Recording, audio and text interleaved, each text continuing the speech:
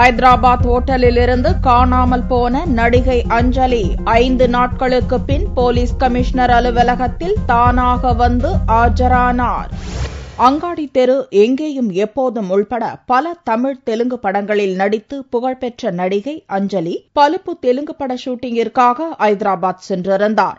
ஹைதராபாத்தில் கடந்த திங்களன்று தான் தங்கியிருந்த ஹோட்டலில் இருந்து வெளியேறிய அஞ்சலி தனது சித்தியின் கொடுமையால் வீட்டை விட்டு வெளியேறியதாக மொபைல் போன் மூலம் பத்திரிகைகளுக்கு தகவல் கொடுத்தார். அதன் பின்னர் அவர் எங்கிருக்கிறார் என்ற விவரம் தெரியாமல் இருந்து வந்தது. இதையடுத்து அவரது சித்தி பாரதி தேவி சென்னை உயர்நீதிமன்றத்தில் ஆட்கொணர்வு மனு தாக்கல் செய்தார். இதேபோல அஞ்சலியின் சகோதரரும் தனது தங்கையை கண்டுபிடித்து தருமாறு போலீசில் புகார் செய்தார்.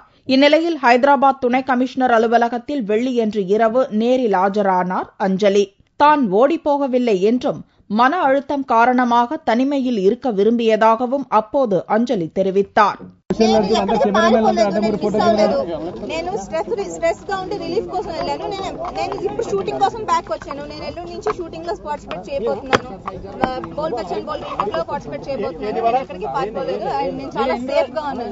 துணை கமிஷனர் அலுவலகத்தில் ஆஜரான அஞ்சலி 5 நாட்களாக மும்பையில் இருந்ததாக தெரிவித்துள்ளார்.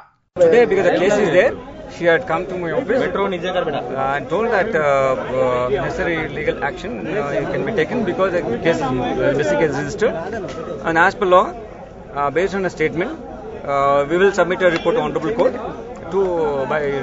by submitting final report in the case. Where she was telling she was in Mumbai. ஏற்கனவே ஒப்புக்கொண்டபடி படப்பிடிப்புகளில் கலந்து கொள்ள உள்ளதாகவும் பின்னர் நடிகை அஞ்சலி தெரிவித்தார். நடிகை அஞ்சலி போலீஸ் நிலையத்தில் நேரில் ஆஜரானதை அடுத்து இப்பிரச்சினையில் நீடித்து வந்த பரபரப்பு நீங்கியுள்ளது.